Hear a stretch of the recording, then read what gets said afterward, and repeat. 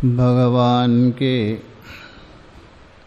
असीम कृपा से हम लोग श्रीमद् भगवद गीता के 7वें अध्याय को लेकर विचार कर रहे हैं। 4 प्रकार के भक्तों में जो ज्ञानी भक्त है वो श्रेष्ठ है, क्योंकि भगवान ने बताया वो मेरा आत्मा है और वासुदेव सर्वमिति, ऐसा जो भाव सब में नहीं होता है। किंतु अन्य जो है भगवान का स्वरूप को ठीक से नहीं जानते हैं। कारण है उनके अंदर पड़े हुए जन्म जन्मांतर की जो वासना है, उस वासना के बल से फल के इच्छा लेकर अन्य अन्य देवताओं की उपासना करते हैं। और मैं उन्हीं देवताओं में उनकी श्रद्धा भी स्थिर करता हूँ, विचलित नहीं करता हूँ। और जिस प्रकार से जिन श्रद्धा से वो उपासना करते हैं वैसा ही उनको फल भी मिलता है, ये बता दिया। किंतु यहाँ तक तो भगवान ने बता दिया, उनकी श्रद्धा भी मैं स्थिर करता हूँ और फल भी मिलेगा। किंतु बस भगवान ने किंतु लगा दिया। उसी को ही बताने जा रहे 23वां श्लोक, उसमें थोड़ी भूमिका है। यस्माद् अंतवत् साधन व्यापार अविवेकिनः कामिनः च ते अतः। यस्मात् क्योंकि अंतवत् साधन व्यापार, क्योंकि विनाशशील साधना की जो व्यापार मतलब क्रिया है, चेष्टा है, जो भी आप साधना कर रहे उस साधन में होने वाली जो क्रिया है, चेष्टा है, वो विनाशशील है। किनकी? अविवेकिनः कामिनः। कारण वे कामी है, कामनाओं से युक्त है, फल की इच्छा रख करके भिन्न भिन्न देवताओं की आराधना कर रहे, उपासना कर रहे, इसलिए कामी भी है। केवल कामी ही नहीं, अविवेकी भी है। अतः उनकी जितने भी जो व्यापार है, क्रिया है, वो विनाशशील है। इसलिए बता रहे आगे उससे क्या फल है तो बता रहे, देखिए श्लोक में। अंतवत्तु फलं तेषां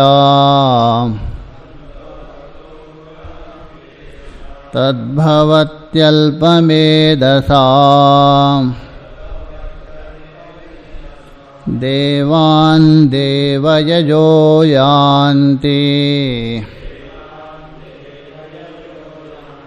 मद्भक्ता यान्ति मामपि।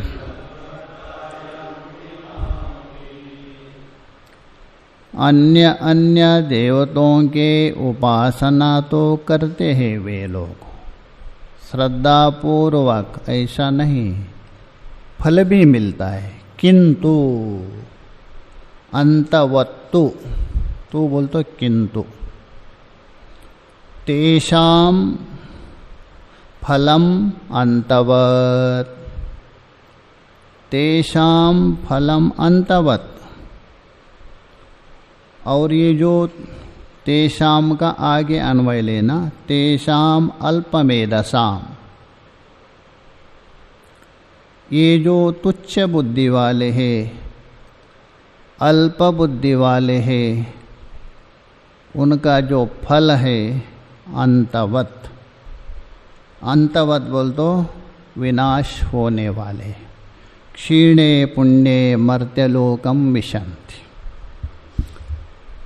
यहाँ एक भगवान ने शब्द प्रयोग किया है, तेषाम अल्पमेधसाम।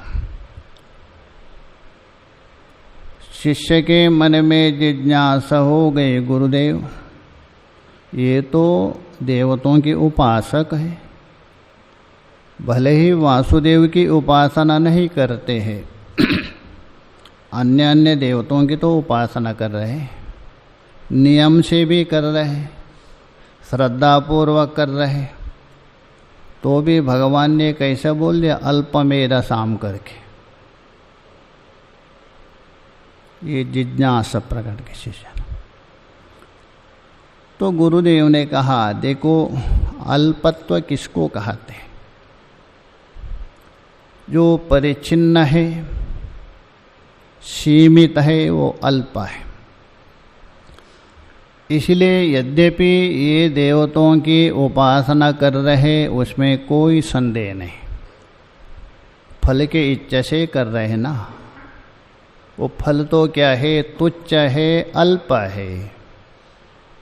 तो तुच्छ फल है, अल्प फल होने से उसमें उनकी बुद्धि लगी है। अतः तुच्छ फल के बुद्धि से उपासना करने से वो फल वो क्या है? अल्पमेधर हो गए, अर्थात विवेकहीन है, थोड़ी सी बुद्धि। तो ये बोलते हैं अल्पमेधसाम तेषाम फलम तत्फलम। तत् को फल के साथ अन्वय कर दी। तत्फल का मतलब है देवताओं के आराधना से प्राप्त होने वाला वो जो फल, तत्फल।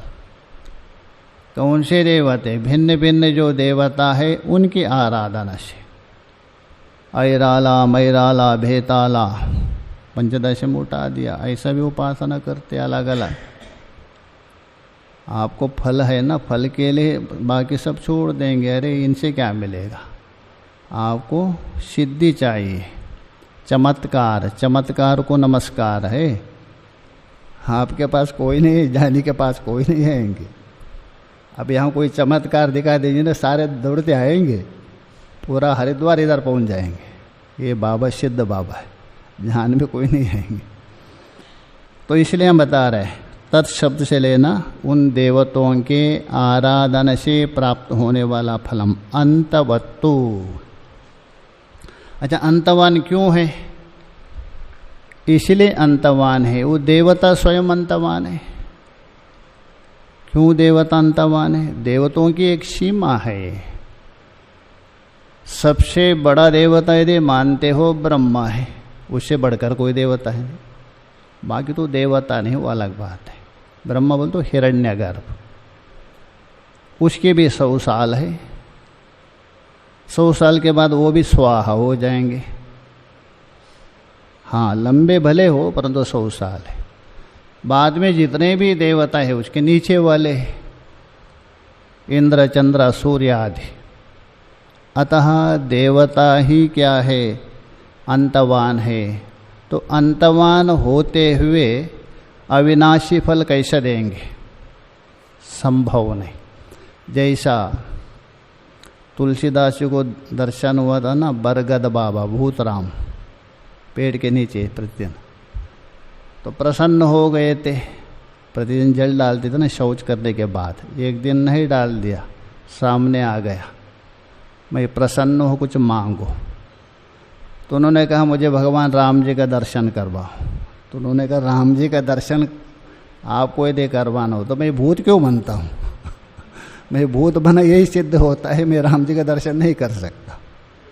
हाँ, ज़्यादा से ज़्यादा क्या बनाएंगे? भूत बनाएंगे, वो उससे बड़ा नहीं कर सकता, क्योंकि स्वयं जो भी है अपने तक पहुंचा सकता, उससे ऊपर नहीं। इसलिए बोले अंतवत्तु, अंतवान है। क्योंकि देवता भी अंतवान होने से उनसे प्राप्त होने वाला फल भी अंतवान है। मुद्गल उपनिषद में आया है, तम यतः यतः उपासते ततेव भवति।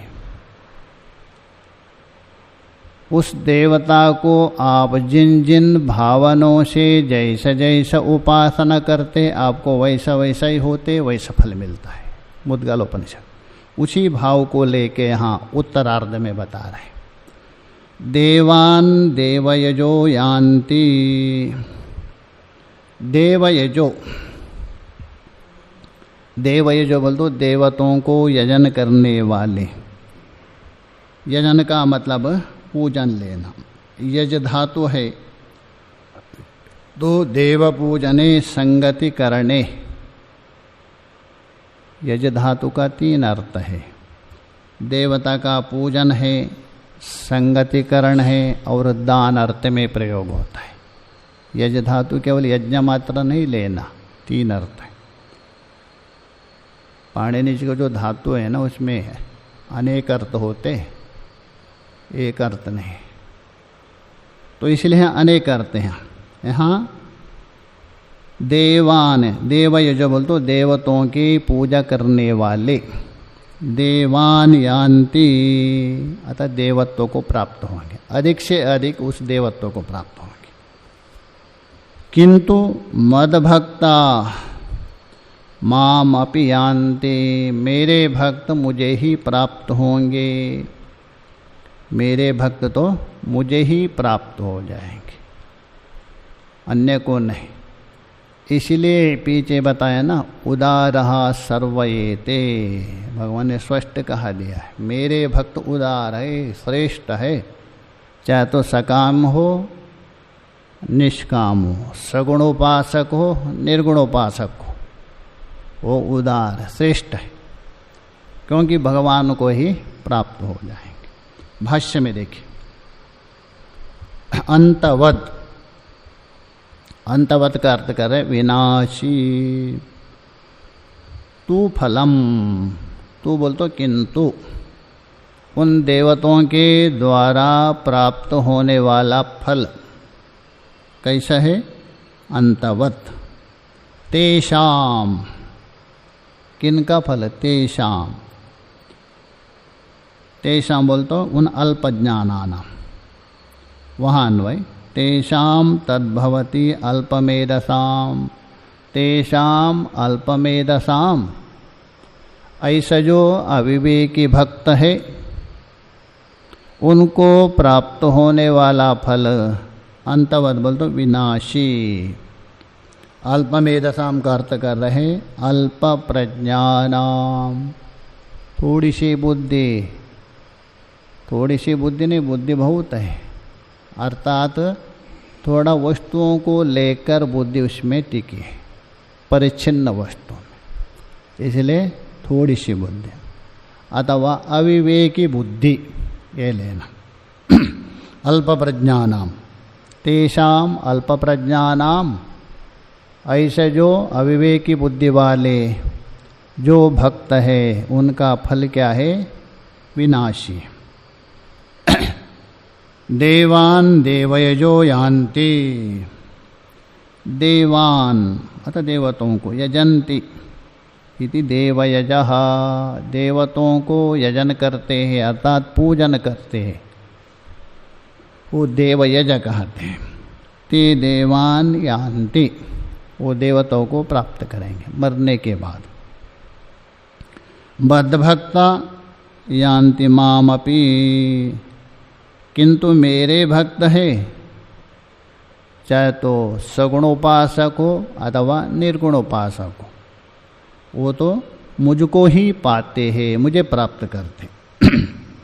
एवं यहाँ भाष्यकार जी खेद प्रकट कर रहे हैं। एवं समाने अपि आयासे, प्रयत्न दोनों में समान है, चाहे तो भगवान वासुदेव की उपासना करो अथवा परिच्छिन्न जो फल देने वाले परिच्छिन्न देवताओं की उपासना करो, प्रयत्न में कोई अंतर नहीं है।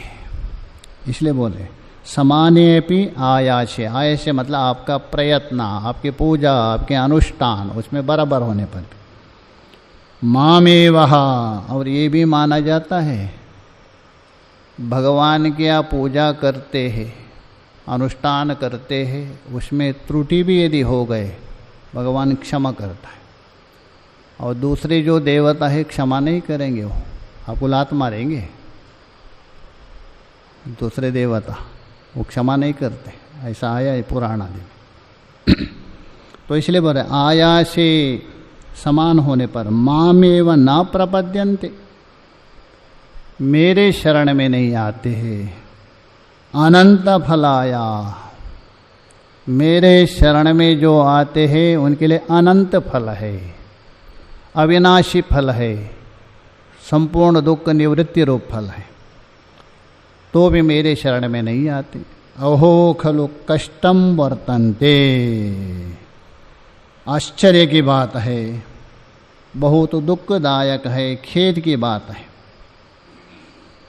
इतना होने पर भी मेरे शरण में नहीं आते हैं और ऐसे देवताओं के शरण में जाते, केवल तुच्छ फल है, तुच्छ सुख के लिए उनके शरण में जाते।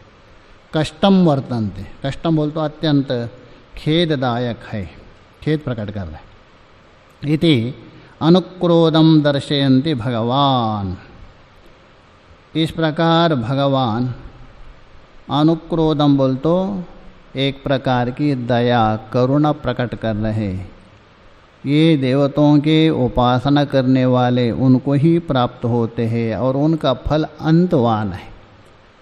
मेरे उपासना नहीं करते हैं, अनंत फल की प्राप्ति के लिए चेष्टा नहीं करते। ये भगवान यहाँ दया प्रकट कर रहे अथवा अपना अंदर के एक भावना प्रकट कर रहे भक्तों के प्रति। आगे बता रहे किम निमित्तं मामेव न प्रपद्यन्ते इति उच्यते। अच्छा, तो किम निमित्तम, कौन से निमित्त है मामेव न प्रपद्यन्ते, मुझ परमात्मा वासुदेव के शरण में नहीं आते हैं। क्यों नहीं आते हैं, उनका कारण क्या है? कोई ना कोई कारण तो होना चाहिए, तो इसलिए आपके शरण में नहीं आते।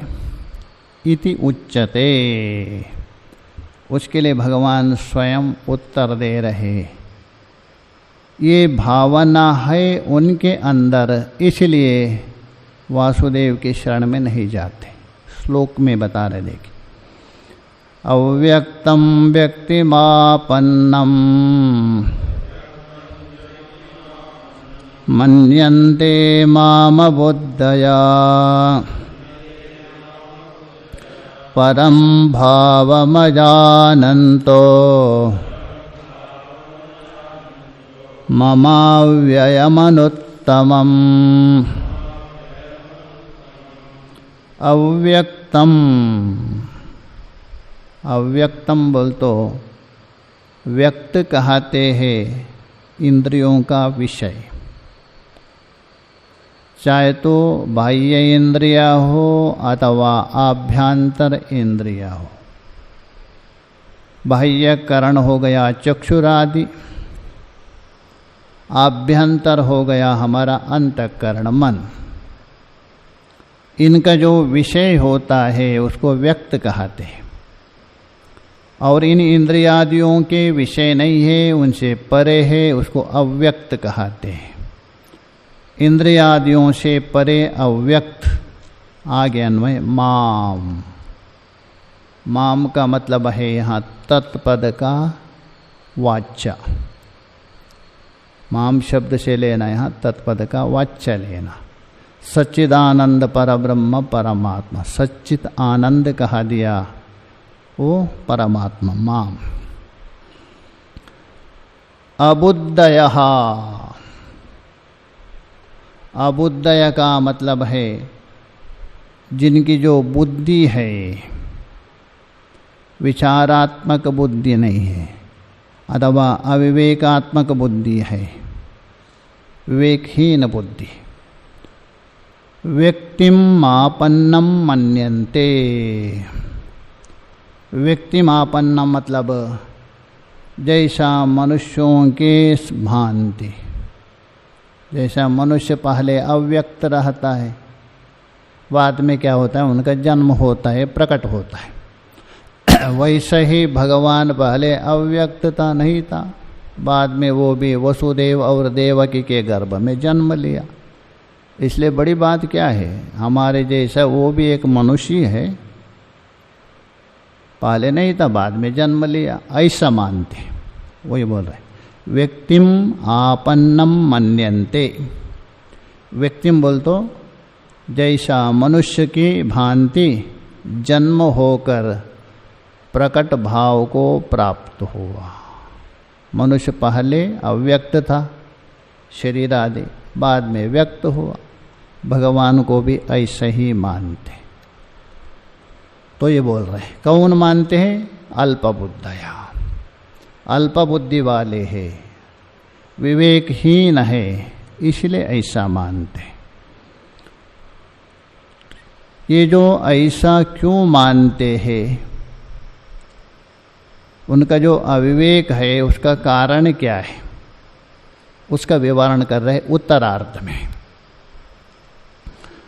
परम भावम मम परम भावम अजानन्तो।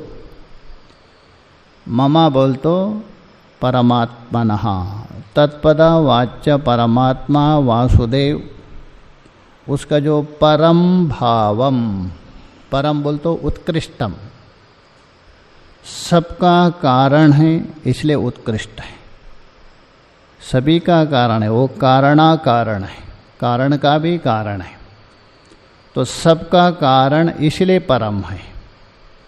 ऐसा जो परम भावम, भाव शब्द का अर्थ ले सकते सोपाधिक, अनंत स्वरूप। मेरा दो स्वरूप है, एक सोपाधिक सगुण स्वरूप, उसको भी नहीं जानते, अनुत्तम करके निर्गुण स्वरूप बता रहे हैं, यहाँ दोनों संकेत कर रहे हैं। ऐसा जो उत्कृष्ट है, सबका कारण का भी कारण है, ऐसा भावम, भावम बोल तो सोपाधिकम, सगुण स्वरूपम, अजानंतो नहीं जानते हैं। सगुण में भी मैं कैसा हूँ, अनंत हूँ। महिम्ना स्तोत्र में पुष्पदंत जी ने स्वयं बता दिया, उसके व्याख्या करते हुए मधुसूदन जी ने स्पष्ट कहा दिया। भगवान यद्यपि आप निर्गुण निराकार तो है ही है, किंतु यदि सगुण रूप मानेंगे तो आपकी महिमना है, अनंत है, वर्णन नहीं कर सकता, शेष भी वर्णन नहीं कर सकता। अनंत महिम, महिमना पारंथि, अपार महिम।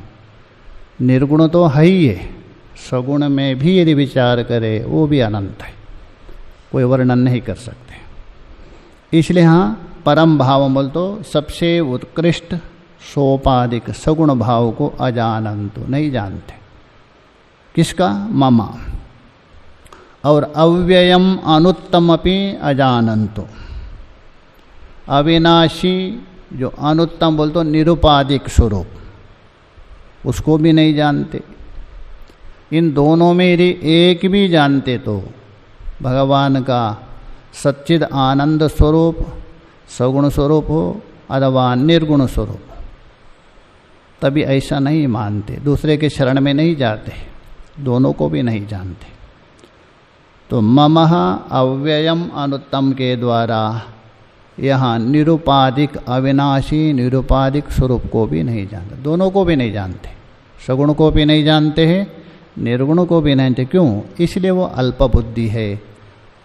अतः मुझे भी संपूर्ण मनुष्यों के समान जन्म हुआ मानते, इसलिए मेरे शरण में नहीं आते, दूसरे के शरण में जाते। भाष्य में देखिए, अव्यक्तम, अव्यक्तम करते रहे अप्रकाशम। अप्रकाश का मतलब इंद्रियादियों का विषय नहीं होना, इंद्रियादि विषय नहीं करते। यतो वाच निवर्तन्ते अप्राप्या मनस, अवांग मनस गोचरा, श्रुति बोल रहे। अप्रकाशम व्यक्तिम आपन्नम, अर्थात प्रकाशम गतम इदानीं। पहले भगवान भी हमारे जैसा अव्यक्त थे, अभी इस समय में मनुष्य रूप में देवकी और वसुदेव के वहाँ व्यक्त हो गए, ऐसा मानते बहुत लोग हैं। भगवान थोड़े कृष्ण को भगवान नहीं मानते बहुत। और कुछ है हिस्ट्री में जो रिसर्च करते हैं, अपने को बड़े मानते हैं, वो बोलते महाभारत आदि हुए नहीं, कृष्ण है ही नहीं। BHU में रिसर्च कर रहे हिस्ट्री में। मेरे पास एक बार आए थे, हिस्ट्री में मानते भगवान हुए नहीं, कृष्ण नहीं हुए। बोल तो शास्त्र बता रहा है मानना पड़ेगा। हम शास्त्र को क्यों मानेंगे, हम तो देखे नहीं। अभी ऐसे मानने वाले ना। अच्छा तेरा पिता को आपने देखा, हाँ। उसके पिता को देखा, हाँ। उसके पिता को नहीं, उसके पिता को नहीं। नाम क्या है, ठन गोपाल। इसका मतलब हुए ही नहीं। तो आकाश से ऊपर से आ गए। 3 पीढ़ी तक आपको याद है, 4था पीढ़ी का नाम तक पता नहीं, इसका मतलब हुए ही नहीं। वो आए कहाँ से, नहीं पिताजी ने उनको कहा। अरे वो यदि कहा रहे आप मानते, हमारे ऋषि लोग पागल है क्या? ये ऋषियों ने बताया है, उनकी बात मानते हैं। ये जो आचार विचार प्रचार पता नहीं, खाने के लिए ठिकाने, वो अंग्रेजी जो बता रहे उनकी बात मानते। हमारे जो ऋषि है वो कहानी बना रहे, बाद में चुप हो गए। ऐसा लोगों को ऐसे उत्तर देना चाहिए। वो जो कह रहे वो सत्य है हिस्ट्री का, क्योंकि अंग्रेजी ने बता दिया ना। अभी आज का बच्चे किसी से पूछ लीजिए गुरुत्वाकर्षण, तो बोलते हैं सर आइजैक न्यूटन। अरे उस बच्चे से पूछो थोड़ा गौतम ऋषि का सूत्र तो देखो, आद्य पतनम असमाय कारणम गुरुत्वम। गौतम उस त्रेता युग के थे, उन्होंने सूत्र लिखा है। और वृक्ष में प्राण है कौन, जगदीश चंद्र बोस ने कहा दिया है। ये बोलेंगे, उनको थोड़ा उपनिषद पढ़ के देखो, छांदोग्य में तत्वमसि को ऊपर स्पष्ट कहा दिया, बृहदारण्यक में भी स्पष्ट बता दिया, वृक्ष में भी प्राण है। आपको युक्ति के द्वारा समझ, पेपीयमाना मुदमाना तिष्ठति करके, वृक्ष का ऊपर से काटो नीचे से काटो, मरता नहीं। जल को ग्रहण करते हुए रस स्राव करते जीवित रहा। ऐसे हमारा ऋषियों का बात हम नहीं मानेंगे, वो लोग कहे तो मानेंगे। ऐसे ही हम भगवान को मानते हैं, इनका जन्म हुआ है, हम क्यों मानेंगे? इसलिए मेरे शरण में नहीं आते, बता रहे। तो ही बोला मन्यन्ते नित्य प्रसिद्धम ईश्वरम अपि संतम। मैं नित्य प्रसिद्ध हूँ, ईश्वर हूँ, अविनाशी हूँ, अंतर्यामी हूँ। सब कुछ होने पर भी ये अल्प बुद्धि है, अपनी ही बुद्धि लगाएंगे। अबुद्धयः मतलब अविवेकिनः, विचार करने के सामर्थ्य नहीं, केवल बाहर बाहर देख रहे कृष्ण। कुछ लोग यहाँ तक बोल दिया भगवान कृष्ण व्यभिचार है नहीं तो गोपियों के साथ क्यों जाते हैं, दूसरे स्त्रियों के साथ नाच रहे, ऐसा भी बोलते।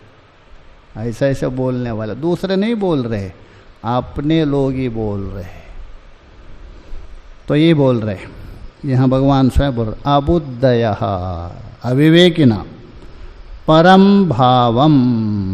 परम बोल तो परमात्मा स्वरूपम, सोपाधिक रूपम, सगुण रूपम लीजिए। अजानन्तः मेरा जो सगुण रूप है, तत्पद का वाच्य है, उसको नहीं पहचानते। अविवेकिनो मम अव्ययम व्ययरहितम अनुत्तम निरतिशयम मदीयम। ये तत्पद का लक्ष्य है। दोनों बता रहे भगवान, मेरा सोपाधिक स्वरूप तत्पद का वाच्य को भी ठीक से नहीं जानते, मेरा जो निरुपाधिक स्वरूप उसको भी नहीं जानते। दोनों में यदि एक ठीक से जानते तो ऐसा नहीं बोल सकते। निरतिशय मदीयम भावम अजानंतो मन्यन्ते इत्यर्थ। इसलिए ऐसा मानते हैं। कैसा? भगवान का भी हमारे जैसा ही जन्म हुआ है, आके हमारे से थोड़ा विलक्षण है, ऐसा मानते। तदीयम अज्ञानम किम निमित्तम इति उच्यते। अच्छा, उनका वह जो अज्ञान है, अविवेकी है। किस कारण से? ऐसा जो व्यवहार करते हैं, भगवान को लेकर ऐसा बोलते हैं, उनका जो अज्ञान है किस कारण से? तो बतलाओ। जैसा वहाँ राम सेतु को लेकर छोटे ने बड़े नेता, किस इंजीनियर ने बनाया राम सेतु? किस इंजीनियर ने राम सेतु बना? ऐसा प्रश्न का। अच्छा, उससे पूछो, उसी राज्य में इतने बड़े बड़े मंदिर, मीनाक्षी, रामेश्वर, किस इंजीनियर ने बना? उस समय कोई इंजीनियर थे? इंजीनियर तो बाद में अंग्रेजों के बाद शुरू हो गए, पहले इंजीनियर डिग्री नहीं थी। ऐसे प्रश्न का। तो ये बोल रहे तदीयम अज्ञानम किम निमित्तम इति उच्यते। ऐसे लोगों का जो अज्ञान है, अविवेकता है, किस कारण से? तो भगवान बता रहे। देखिए आगे के श्लोक में, नाहं प्रकाश सर्वस्य योगमाया समावृतः मूढोऽयं नाभिजानाति लोको मामजमव्ययम्। अहम सर्वस्य न प्रकाशः। भगवान स्पष्ट बता रहे हैं, यद्यपि मैं कण कण में हूँ, क्षण क्षण में हूँ, तो भी सर्वस्य न प्रकाशः स्वेन रूपेण, अपना जो वास्तव रूप है उसके द्वारा मैं प्रकाशित नहीं होता। यथार्थ रूप से सबके सामने मैं प्रकाशित नहीं होता, सर्वत्र होने पर भी। क्यों ऐसा? अच्छा, आप सर्वत्र है, कण कण में है, क्षण क्षण में है, घट घट वास्य, तो भी सब कोई क्यों प्रकाशित नहीं होता है? तो बता रहे योग माया समावृता। योग माया मतलब परमात्मा का संकल्प। भाष्यकार करेंगे अर्थ दूसरा, किंतु मधुसूदन जी ने दूसरा अर्थ किया है। परमात्मा का जो संकल्प है, तद वशवर्ती जो माया है वही योग माया है, और कोई नहीं। परमात्मा का संकल्प, उस संकल्प के अधीन उनकी माया है। आगे बताएंगे, मयाध्यक्षेण प्रकृति सूयते सचराचर। वो जो योग माया है उसके द्वारा समावृतः सम्यक रूपेण तेषां बुद्धि आवृता, उनकी बुद्धि ऐसा ढक गई है, इसलिए मैं उनको प्रकाशित नहीं होता हूँ, यथार्थ रूप से भान नहीं होता। अयम मूढ़ो, इसलिए ये मूढ़ हुआ है, किंकर्तव्य मूढ़ है, विचारात्मक बुद्धि नहीं है उसके अंदर। न अभिजानाति, अयम मूढ़ो लोको, वहाँ अन्वय कर दीजिए। ये जो मूढ़ो लोका, लोका बोल तो जनाहा, ये जो अज्ञानी है, मोहित हुए जो लोग हैं, मुझको नहीं जानते हैं। ना भी जाना थी, क्यों नहीं जानते? आप भगवान कृष्ण है, क्यों नहीं जानते? मतलब मेरा यथार्थ स्वरूप को नहीं जानते हैं, अर्थात मुझे भी जन्म मरने वाला है ऐसा समझ जाते हैं। भील ने बाण मार दिया, वो बाण मारने से पैर में वो मर गए, अर्जुन ने जाके संस्कार किया, ऐसा मानते। अन्य लोग जैसा जन्म मृत्यु है वैसा मानते हैं। अतः मेरा यथार्थ स्वरूप को ना भी जानते, कहा लोका बोल तो जना, किंतु है कई समय अजम अव्ययम माम, मैं अजन्म हूँ, जन्म रहित हूँ, और अव्यय अविनाशी, स्वरूपता भी अविनाशी हूँ, गुणता भी अविनाशी हूँ। दो प्रकार का व्यय होता है, नाश दो प्रकार माना जाता है।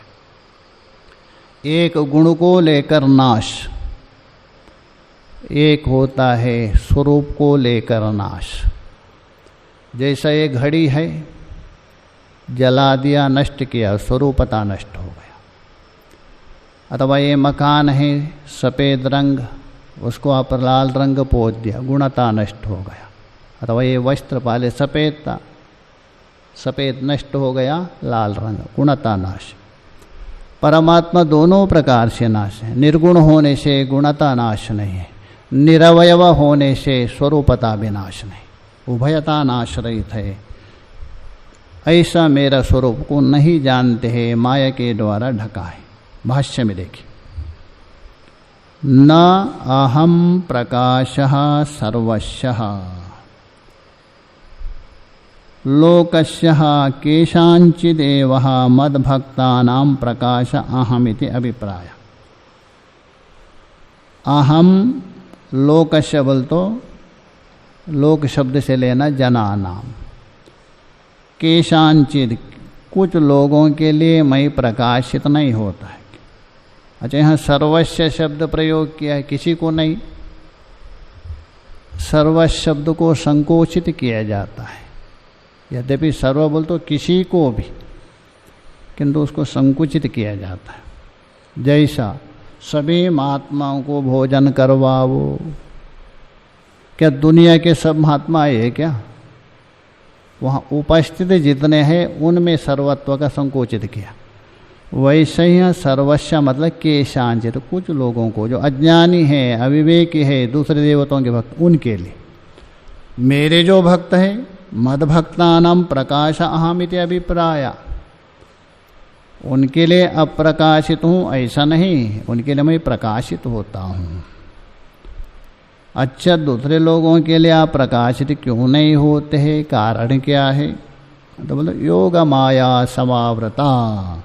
देखिए, योग माया का अर्थ कर रहे हैं, योगो गुणानाम युक्ति, जो गुण है इन गुणों का युक्ति, युक्ति बोल तो यूजरली मिश्रण धातु है, गुणों का मिलन होना, गुणों का मिश्रण है।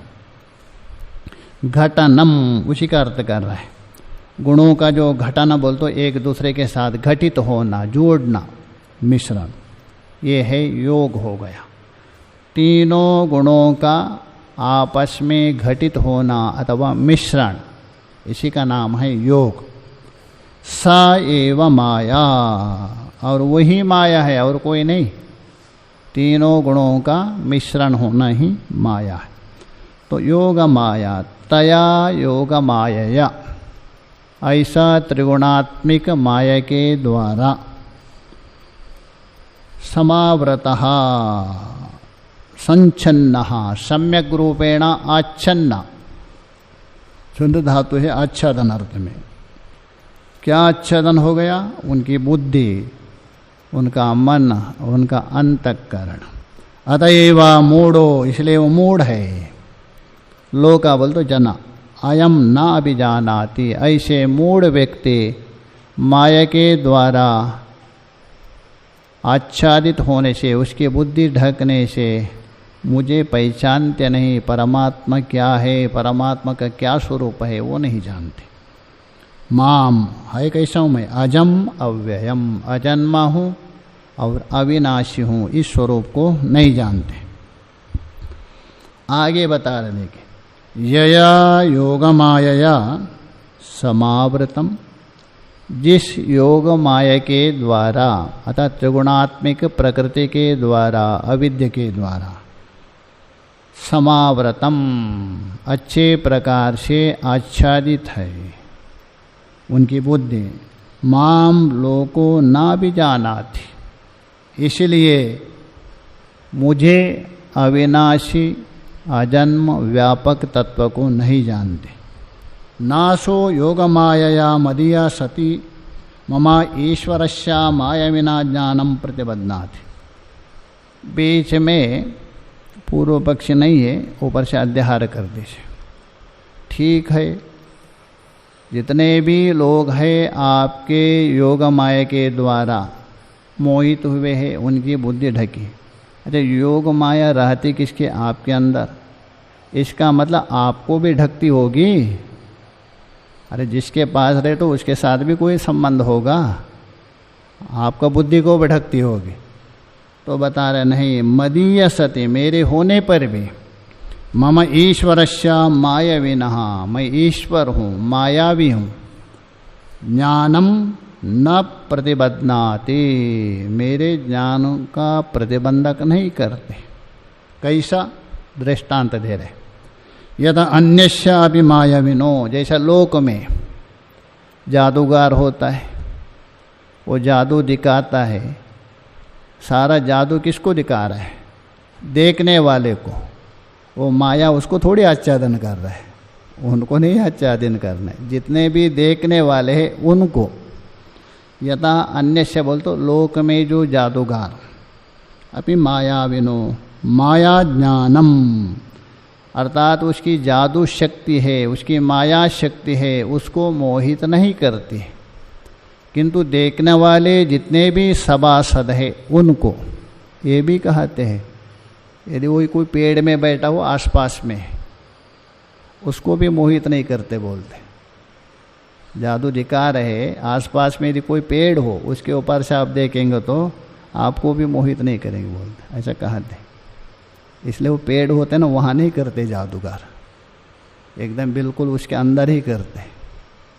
तो ये बोले ज्ञानम तद्वत, उसी प्रकार जैसा लोक में जादूगर की माया जादूगर को मोहित नहीं करती है, परमात्मा तो महायोगी व, महायोगी है, महामाया भी माना है भगवान भाष्यकार ने दक्षिणामूर्ति स्तोत्र में।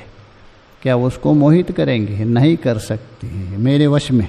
यथा एवं अतः, इसलिए बता रहे, देखिए आगे का श्लोक, वेदाहं समतीतानि वर्तमानानि चार्जुन भविष्याणि च भूतानि मां तु वेद न कश्चन। समतीतानि अहम वेदः, सम्यक अतीतानि, जो बीत गया है, जो भूतकालीन पदार्थ हो गया, उसको भी मैं अच्छे प्रकार से जानता, क्योंकि मेरी माया मुझे नहीं ढकती है।